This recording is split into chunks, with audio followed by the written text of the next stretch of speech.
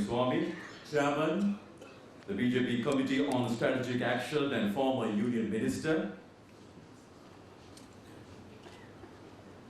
as well as Dr. Suresh P. Prabhu, the former Union Minister, Professor Madhav Nalabat, Professor of Geopolitics from the Manipal University of India,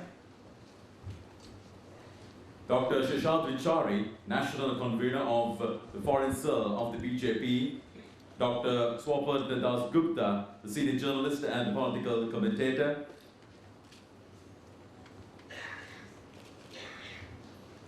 plus the moderator of the panel discussion, Mr. HMGS Palyakara, the former Secretary, Ministry of External Affairs, and the former Government Representative for Sri Lanka at the United Nations.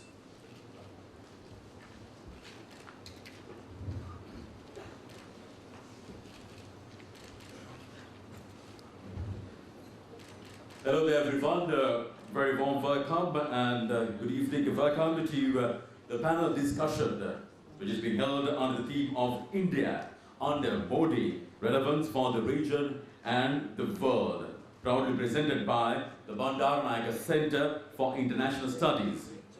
The BCIS is the academic wing of the SWRD Bandaranaike National Memorial Foundation, established under an Act of Parliament in 1975. The center is a non-profit, service-oriented, tertiary-level academic and research institution dedicated to the dissemination of knowledge in international relations and language training, and the center is comprised of 4 divisions: international relations, language and cultural studies, regional affairs programs, and research coordinating unit, apart from the fully-fledged library.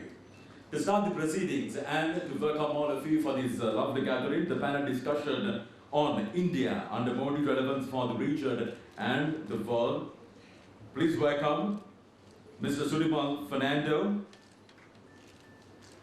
Advisor to His Excellency the President and Chairman of the Board of Studies of BCIS.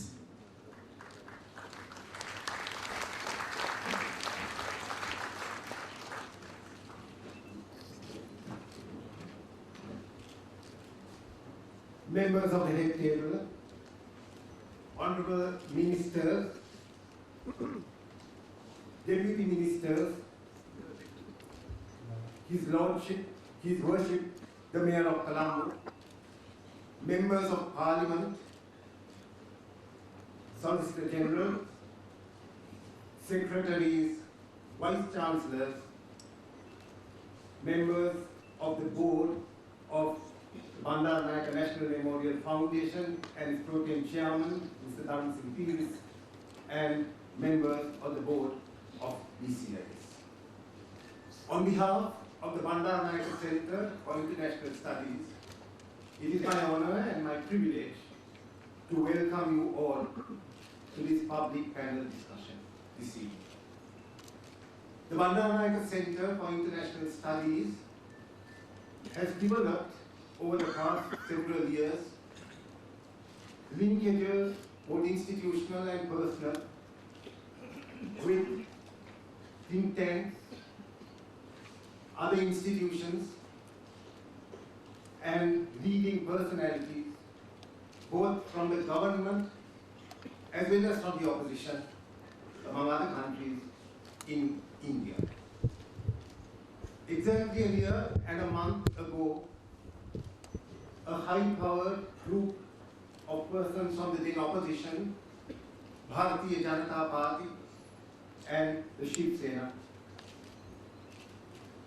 came to the BCIS from the India Foundation, and Bandaranaike Center facilitated their travel to all different parts of the country and facilitated meetings and discussions of them with leaders of the government, the opposition, as well as civil society organizations. It is in pursuance of these institutional linkages that we established with the then opposition that we welcome the 5 distinguished Indian intellectuals who all subscribe to the to the BJP Hindutva ideology, and who at the same time have strong linkages with the leaders of the current Indian government, and hence are directly and indirectly players in the policy making process in India. We have on our panel of 5 distinguished persons, representatives of about 4 or 5 strands of policy making in the BJP, all of which has now been formulated and are getting formulated as official policy in India. We have all 5 of them strong adherents of the Hindutva ideology of the present government of India. We have all 5 of them strong supporters of private enterprise. None of them are adherents of or supporters of the Nehruvian socialist policies of India. And among them we have Dr. Swami and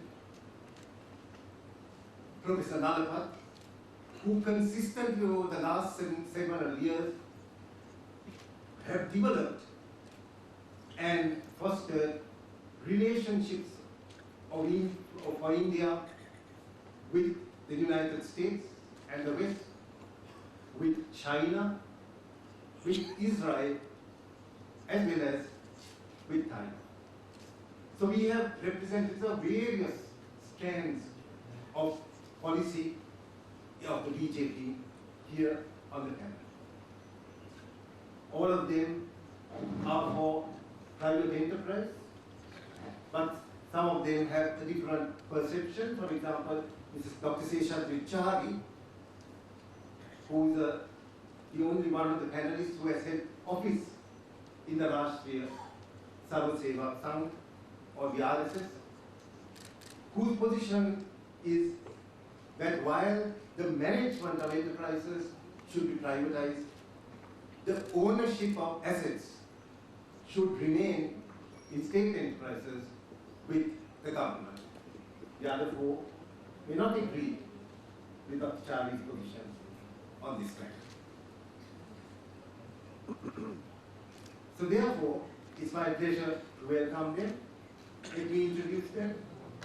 At the near end is Dr. Madhav Nalapat.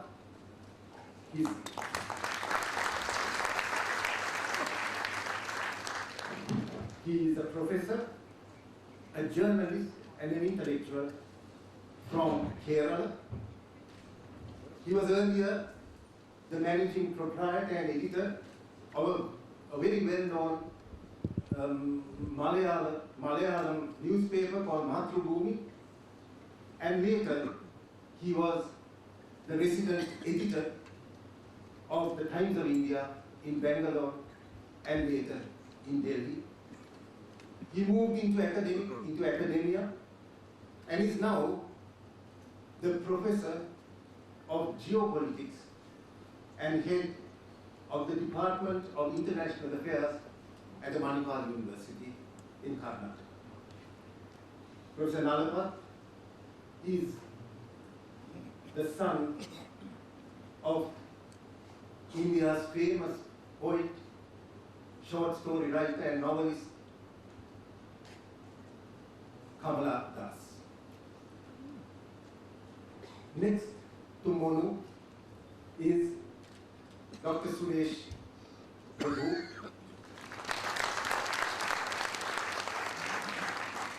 Dr. Suresh Prabhu was a union minister, if I'm not wrong, of industry and commerce in the first shortly 13-day, the second 13-month, and then the 5-year Atal Bihari Vajpayee government. He is from the state of Maharashtra. He is Marathi speaking, or I think he is Konkani speaking, which is a dialect of Marathi.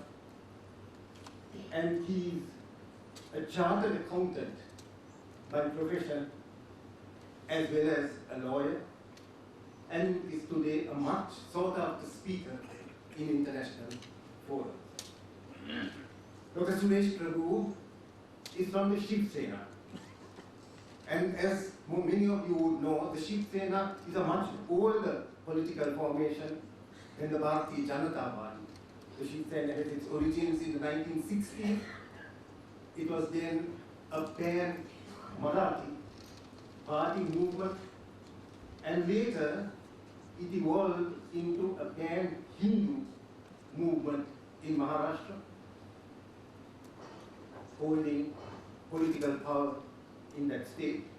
And what is interesting is that at a time when the BJP was not officially espousing a Hindutva position, the Shiv Sena was.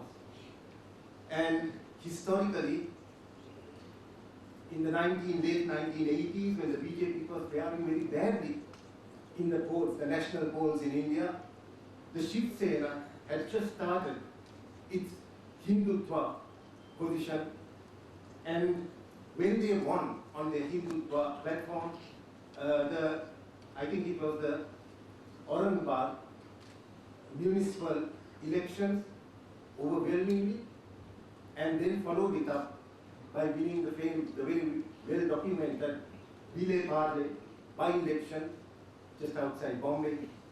That was one of the major influences that convinced the BJP to adopt a Hindutva platform in the late 80s and more so in the early 90s. Together with them, the influence of the RSS and the Hindu Vishwa Parishad persuaded the BJP to take up the cause of the Ram Janmabhoomi, which in certain documents has been compared to the Buddhist struggle around Anagartha Dharmapala in a much earlier period to get control over the running of Bodh Gaya. And it was in the 1990s, after the BJP adopted its Hindutva platform, that they began winning elections, leading to their first victory, I think, in 1996, at 13-day government under Atal Bihari Vajpayee, then a 13-month government at the next election, and then from 1999, the 5-year government of Mr. Vajpayee. Next to him is Dr. Subramanian Swamy.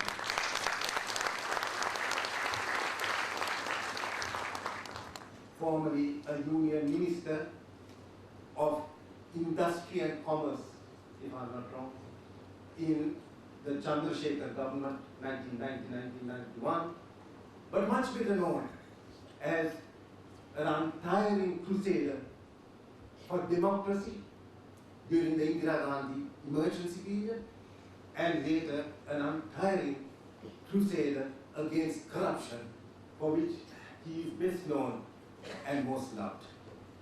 I wouldn't be precocious and try to introduce Dr. Swamy to a Sri Lankan audience, but I would like to tell Dr. Swamy that if he were to contest any parliamentary seat in Sri Lanka of his choosing, he is assured of a resounding victory. And his rival would have to fight very hard even to retain a minimum number, a respectable number of votes. Next to him is our moderator. We all know him, the one and only Mr. Padiyakar, very distinguished and highly respected former Foreign Secretary of Sri Lanka. Next to him is Dr. Seshadri Chari,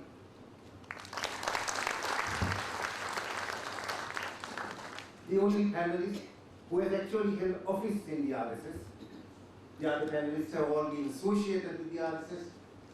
But Chari, Sesha, was the editor for several years of the organizer which was the official journal of the RSS, through which RSS policy was found expression in English to the rest of the world. He is an economist, a philosopher, a journalist, a very popular television speaker. If any of you follow the NDTV, you will see him on NDTV representing the BJP, all rolled into one. And at the far end is both Mr. Chari and Dr. Subramanian Swamy are from Tamil Nadu.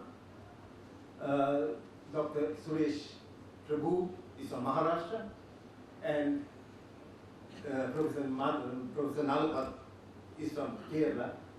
And right at the end, we have Dr. Sopan Das Gupta from West Bengal. And like all West Bengal intellectuals, had his early schooling in left politics and in left intellectualism. And then he moved quietly, slowly from the left to the right. And today, in an Indian community of journalists, a community which is largely left-oriented and full of left-wing people, he stands out as one of the few conservative, right-of-center journalists in India today. He has held high editorial posts in several of the Indian leading newspapers, and he is also a much sought after television speaker, and you will see him in several television talk shows, CNN, IBN, and NDTV in particular. So these are our 5 panelists, and they will be speaking to us and stimulating a discussion on India under Modi,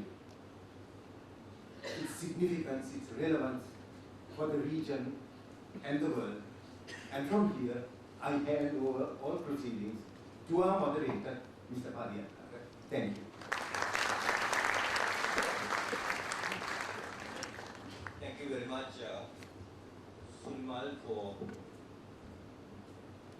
those words of introduction and words of welcome. Ladies and gentlemen, a warm welcome to you and to our colleagues, panelists. Let me take 3-4 minutes after Sunimal's introduction of the panelists. Let me make few introductory remarks about the topic we are going to discuss.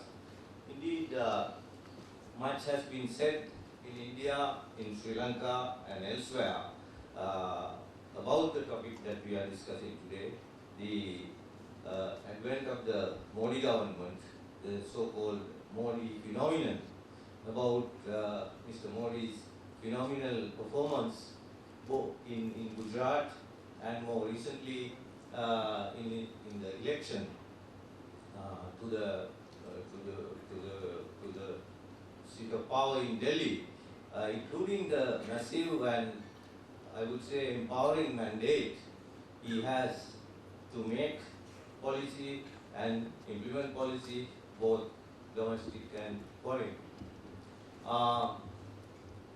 As I said, much has been said.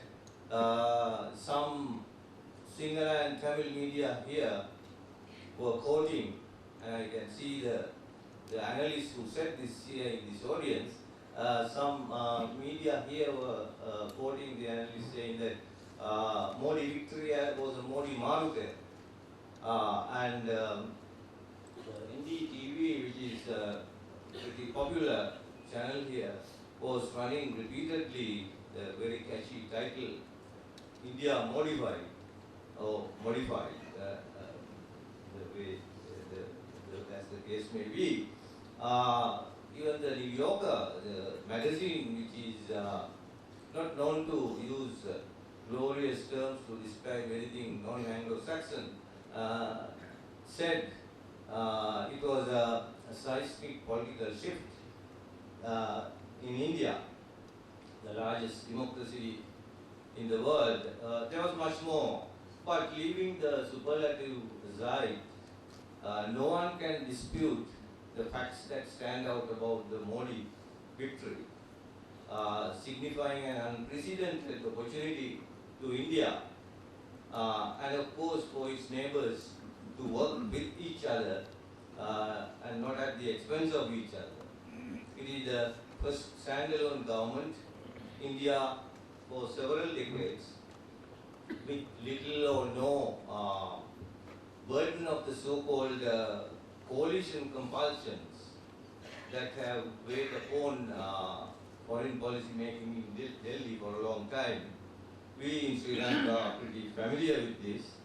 The Modi government has a solid mandate, as I said before, an empowering mandate, also for growth and social justice in India, and to achieve a kind of India-specific balance between reform and populism for that purpose. Prime Minister Modi has already shown very good symbolism that he is serious about regional cooperation and even unconventional neighborhood approaches. He invited all his regional counterparts to be with him at the first act of his statecraft, and of course his friends happily complied. Many in the region, I'm sure, we await transformation of this symbolism into policy and practice, of course. Who knows, Mr. Modi may even try to shake off the whole baggage about asymmetries, compulsion, etc. These are all great expectations, but program delivery may be quite another matter. The Modi government budget its first major policy act not even a week ago, I guess, about a week ago, has evoked mixed feelings. Some analysts have said that it was a pragmatic budget and a growth-centered budget. But I heard in DGV again some industry captains of the CII, Confederation of Indian Industry, saying that it was a missed opportunity and it was lagging in a roadmap, etc.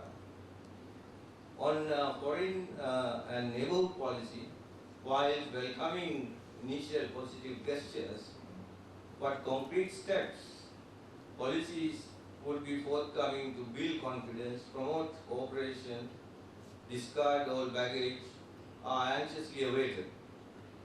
On the whole, I guess the key factor would be what can or what will the Modi government and of course other South Asian governments do to move away from the past prejudices and practices and even mistakes. In so doing, the principal challenge would be to show that India is not a threat but an opportunity, and that in South Asia, asymmetries can be made to work as complementarities, as of course other regions have done. All these can be doable if there is a political will and leadership on all sides. Hope we will hear more on these and a lot of other things which I have obviously overlooked from our eminent panelists. So before I invite the first speaker, let me say that given time constraints, we started about 40 minutes late.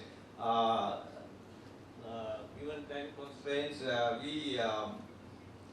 also wanting to give as much time as possible to the audience for all of us, all of you to have a question and answer session.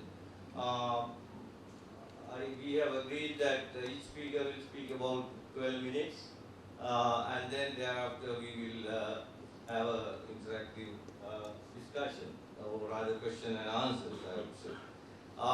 So may I therefore please invite Dr. Swapan Dasgupta to take the floor, either from here or there.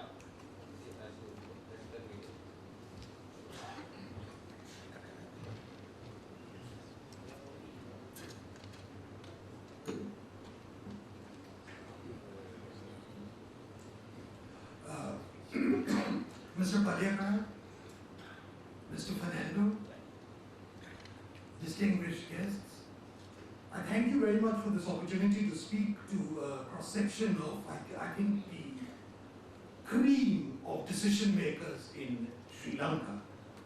And I think it's a wonderful opportunity, not least to clarify, but somehow also to disabuse certain notions. And at the risk of being slightly flippant, let me start with disabusing some people of the overweening importance which NDTV seems to have in the discourse and shaping of minds. Now, those of you, and I'm sure there must be a lot of it, it's a matter of convenience as to which channels you get. Those of you who watched NDTV on May 16th, which is the day the election results came in, might have detected a funereal atmosphere in the studios there. The reason for it is very simple. The English-speaking elite of India, with some notable exceptions, were determined and united on one count. That is, that this was an election where Narendra Modi must be stopped. There was no unanimity on any others. But it was this feeling that if we were to save the Ancien regime, Modi must be stopped. That project, fortunately or unfortunately, did not quite work out the way. Because not only did Modi win, he won a conclusive majority for the BJP, which not even the most optimists in the BJP had even factored in. That the BJP itself would get a majority on its own. Now, when we talk about Modi's India, or what we can expect for Modi's India, it's important to understand this mandate. What did it mean? And what does it not mean? Why was there such an overwhelming support? And who are the people who drove this? To my mind, the most important element in this was a total exasperation with a type of politics and a type of economics which had prevailed in India. That exasperation had been building up for a long time, but it came to a head with a politics of uncertainty and indecisiveness. Modi, therefore, symbolized impatience. If you look at the demographic segments as to who supported Modi, you will find that what really propelled him from a modest victory to a conclusive victory was the overwhelming support he received from voters between the ages of 18 to about 25. So first and second time voters. In demographic terms in India, that means quite a lot. Now, what was the essence? Were they voting for Hindutva? Maybe some of them were. But basically they were voting for what this thing achieved, which means better times. So at the heart of the Modi victory was the belief that India was ready for an economic resurgence. India was ready for a shift of power from a certain entrenched elites who had become complacent and therefore no longer able to deliver, and in the process had also become corrupt, to, well, they weren't very sure as to who it was going to. But that's always been the nature of mandates. You know what you're against. You're not necessarily sure what is going to take its place. So there is that open-endedness about this mandate, which I think is very important. But I would urge you to take into account one factor before people start comparing it with what happened in Sri Lanka in 1956 or similar analogies, is that this is primarily a vote to demand the economic regeneration of India. And Modi's success or failure will be tested on the strength of his ability to change India in the next 5 years. If there is discernible movements for change, he will be seen as someone who is successful. If that gets bogged down, he will be seen as a relative failure. So when you look at his foreign policy, when you look at his domestic policy, be mindful that this is not, in a sense, a grand cultural vision. Although there are aspects of that which are there. Mr. Fernando talked about this faith in Hindutva. Perhaps Hindutva means many things to many people. It's a bit like socialism. I don't think they'll ever get any unanimity on what it means. I think the foreign policy, the larger neighborhood conception of Narendra Modi lies in the fact that you want India to achieve its potential. You believe India will achieve its potential by breaking down the state control over everything. You believe that India will achieve its potential by an onrush and multiplication of entrepreneurship. You believe that private capital has an equal stake as much as anyone else in the growth of India. You believe that India cannot be closed off in a protectionist regime. You believe that foreign capital too has a role in the protecting of India, but foreign capital on terms which are advantageous to India. Therefore, India can leverage its own clout to do that. So there is an element of nationalism which blends in to economic pragmatism. How does that fit into the concept of Sri Lanka, which is all? Now, people may have different things. I believe that in the case of the neighborhood, the principal belief is that if there is prosperity in India, if India can actually live up to the potential which it showed in 1991-92 when it first opened up, and realize that potential, the spin-off benefits are inevitable. This is what the diplomat from Bangladesh told me, and I believe this is true. But it's often complicated by what I see as needless political disputes. These are needless in terms that they affect bilateral relations. I do not say that these disputes are needless in terms of the countries in which they happen. For example, in the case of Sri Lanka, what I think is important and could mark a profound change is the belief that the problems of Sri Lanka are for Sri Lankans to resolve. I think that principle is very, very important. That principally that multilateral agencies have marginal, if not no role in the resolution of conflicts within societies. The principle which has been held true in India will probably apply there. So that to my mind is very important. But that is not at the center of it. To my mind, at the center of an emerging relationship, what will happen, and this, remember, is still work in progress. A lot of people ask me, what will Modi think of this, that, and the other? A lot of things, when you say in opposition, and particularly on foreign policy, there is a greater degree of continuity in foreign policy than there can be in domestic policy, because foreign policy involves relationship with other states where discontinuity is always shunned. It affects your larger credibility if there is too much discontinuity. So, the economic relationship of India will start taking the principal role. And therefore, issues such as tourism, issues such as the fate of Colombo port, issues such as India's investment in Sri Lanka, issues such as trade and the bottlenecks to trade, these are the issues which, to my mind, are going to take center stage in the emerging relationship. That might sound terribly boring. But to my mind, it's terribly meaningful. Because we've had a little overdose of excitement in the Indo-Sri Lankan relationship, if I might say so. And I think it's time to subside. Let that excitement subside.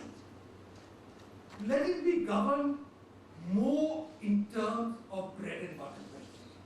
Because ultimately, as I said, foreign policy is also a continuation of internal politics. It's all really domestic politics at the end of the day.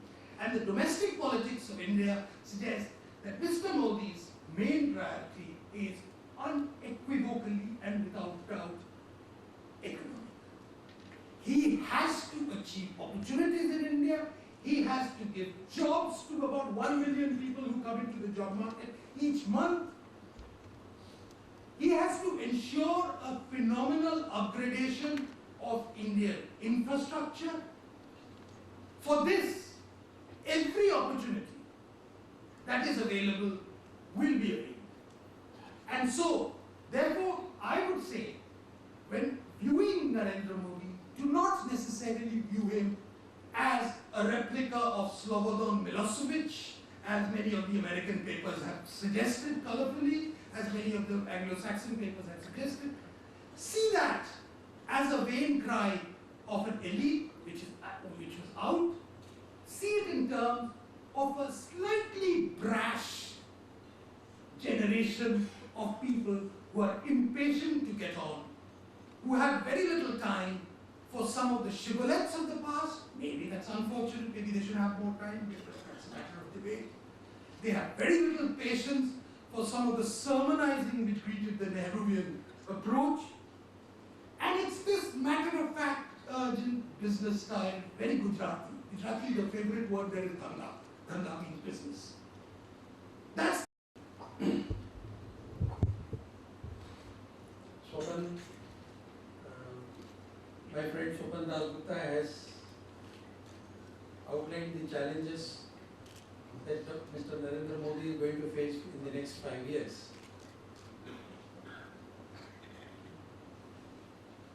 We have something called the Manifesto Implementation Committee in the party, and I am very glad that I am not heading that committee. I am heading the foreign policy cell of the party. So otherwise I might have to, after listening to Sopan, I should be very unhappy about it. The kind of challenges that he has posed, I hope he keeps it a secret, confined to the Sri Lankan audience and not the Indian audience. As he very rightly pointed out, there is an opportunity and there is a challenge. We must not forget one thing. If you consider the whole election scenario, this election which Modi has won was basically written on a template. The script of the template was unemployment, zero economic growth, very poor image of India outside in the international forum, absolute cynicism that nothing works in India. We are a country once only of corruption. Our manufacturing was at the lowest. There was no big ticket investment in the last 10 years. The only areas where we had some amount of investment was the automobile industry, and most of the automobile industry investment went to two places in the country, Chennai and Gujarat. That was the template on which Modi's victory script was written. So this is the beginning. And the most important element of this was the need and necessity to do something and start thinking out of the box. All kinds of conventional methodology of governance had to be given up. And that is exactly what Modi started with. When he decided to invite the heads of SAARC. To tell you very frankly, it came as a surprise for many of us. But we immediately set out on that work. And it turned out to be one of the best successes. There were a number of events, programs, a lot of discussion took place. Whether so and so will come, what will happen if so and so does not come, and so many things. But ultimately, it succeeded, and that paved the way for what we now can call as a modified foreign policy. these opportunities are not new for any country. For example, I think Sri Lanka set the ball rolling long back, 54 years ago, exactly on the same day, 21st July 1960. 21st July 1960 was the date when the first woman Prime Minister of the world was elected in Sri Lanka. Srimao Bandaranaike became the first woman Prime Minister